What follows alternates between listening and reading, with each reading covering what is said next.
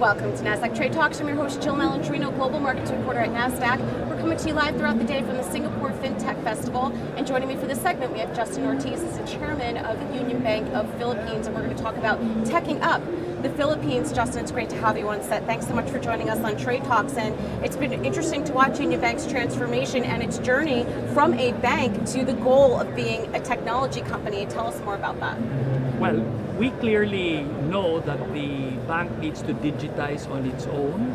Our customers are also digitizing. We need to drive our costs down to a marginal cost of zero. We need to integrate.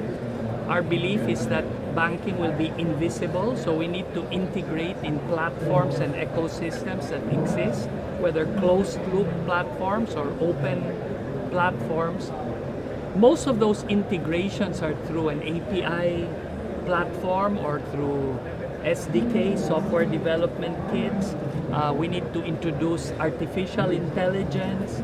We need to be able to manage data and do contextual and cognitive insighting to make it useful. The minute you start describing your world requiring those skill sets, those capabilities, those tools, then clearly we're not talking of a bank. Even though the function is a banking function, but we need to do things and think and build capabilities of a technology company in order to be able to be truly and meaningfully customer-centric. All right, well, let's talk about some of the emerging technologies, particularly blockchain, that is allowing UnionBank to do this. So we're working on two tracks on the blockchain. So the first track is doing blockchain in our existing businesses. So one of our biggest businesses, aside from lending and deposit taking and investments, is cash management solutions. So we get a primary company, and he has an ecosystem of distributors down the line to the small village store, and an ecosystem of suppliers. By putting all of these financial supply chain on the blockchain, we're now able to have one version of truth. We're able to track the goods and the paperwork that goes with the payment. And what we couldn't do before, which we can do today, is automatically do lending or extend credit both to the distributors and dealers and village stores, and knowing that payment is coming from the principal, who is our customer. And we can also do the same on the back end on the suppliers. So that is how blockchain, giving us one provenance of truth, authenticating, verifying the goods and the paperwork that goes with it, the identity of the different parties involved in the chain, and that now allows us to do credit. For the principal, it gives them better information, better data on all these participants in their ecosystem. Actually, it helps them sell more. Well, let's talk about one of the projects where you're actually leveraging the blockchain-based technology, Send I2I. That's a collaboration with UnionBank Philippines and OCBC. Tell us more about that.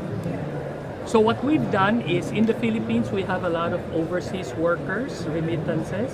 It's very expensive. They remit about $250 a month, and the fees are $5 to $10.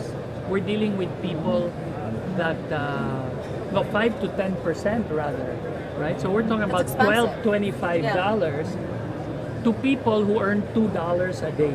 So it's like you're taking away a week or two of earnings. So what we've done is connected rural banks together, their untrusting and self-interested parties, into the blockchain, and created what you might call a Airbnb of branches, right? So now a rural bank has access to 2,000 branches nationwide of other rural banks. So that was step one. Step two was to be able to connect these rural banks who are unbanked themselves to the national retail payment system of the Philippines and to SWIFT. So that's what we've done. And our partner is OCBC, and now we're able to make a remittance cheaper in real time, but most importantly, the remittance use case is under the control of the sender. Today, because it goes through multiple handoffs, it usually ends up in cash to the beneficiary, with the beneficiary free to do what it wishes with that money. Many times, it creates social dislocation because people come back and find out that they've been supporting another family, for example.